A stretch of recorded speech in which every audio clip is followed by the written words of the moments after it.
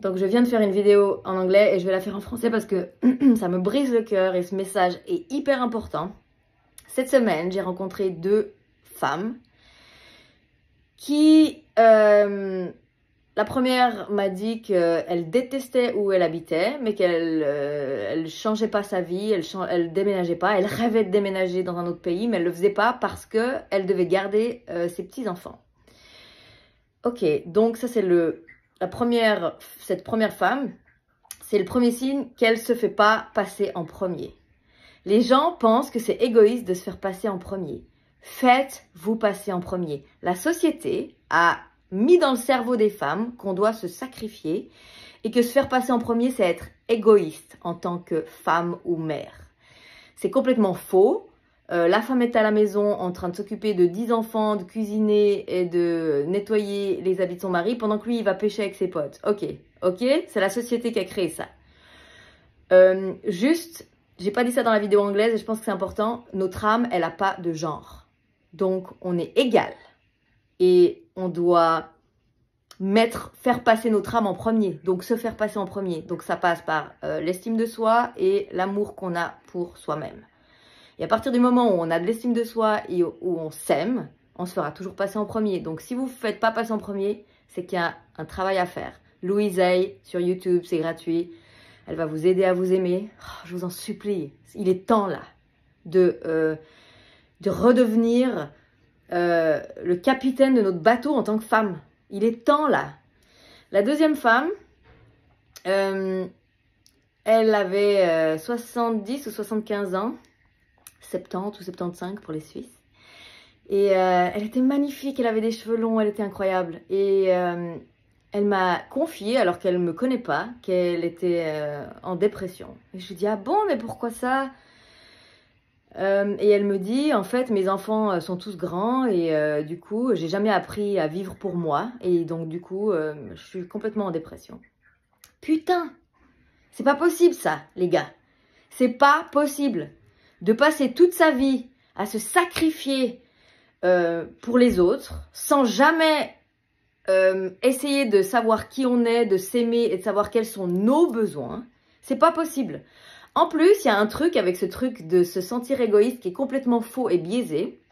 C'est que plus vous remplirez votre verre, plus votre cup elle est remplie, plus vous allez déborder. Et quand on déborde, là, on aide encore plus. Là, on peut s'occuper des petits-enfants, mais pas parce qu'on nous traite de garderie. J'ai les mots en anglais qui me viennent, excusez-moi. On garde nos petits-enfants parce qu'on a envie de passer du temps avec eux. Pas parce que nos propres enfants, qu'on a déjà élevés, nous considèrent comme une garderie. Non, c'est pas possible ça. Il y a un truc aussi à recadrer à ce niveau-là. Au lieu de faire 4 enfants, vous en faites un. Si vous n'arrivez pas à vous occuper de un, vous en faites pas 3 en pensant que vos parents vont s'en occuper. Ça me gonfle. Ça me gonfle. C'est un autre sujet.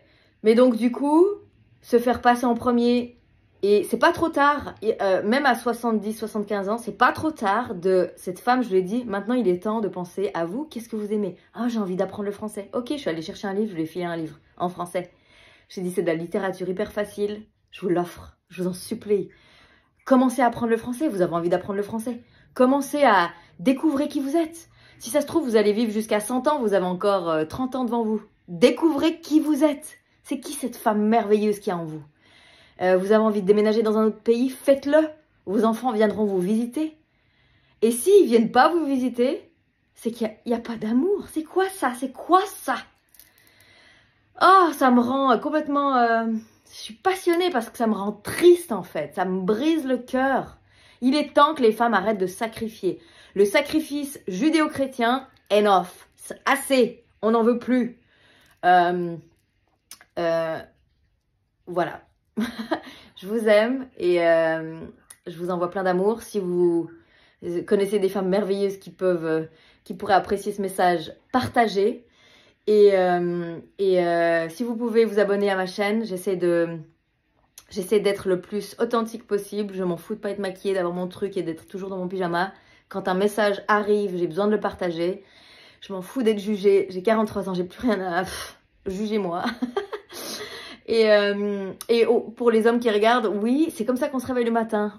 Nous ne ressemblons pas à ce que vous avez essayé de faire de nous sur les panneaux publicitaires en nous expliquant comment on devait, à quoi on devait ressembler. Donc oui, on a l'air fatigué le matin.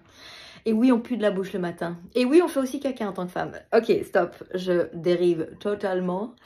Mais qu'est-ce que je voulais te dire? Ouais, abonnez-vous à la chaîne parce que j'essaie de mettre sur YouTube de la conscience dans ce que je fais.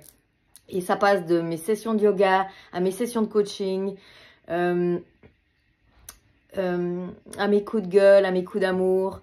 Voilà, je vous aime trop et je vous en supplie, on arrête avec le sacrifice. On arrête avec se sacrifier parce qu'on est une femme. Non, vous verrez que vous allez encore aider plus quand vous vous serez rechargé et que vous serez complètement rempli de tout ce que vous aimez. Votre âme en a besoin, je vous en supplie, faites-le pour votre âme. Je vous aime et à bientôt. Bye. Bye. Bye.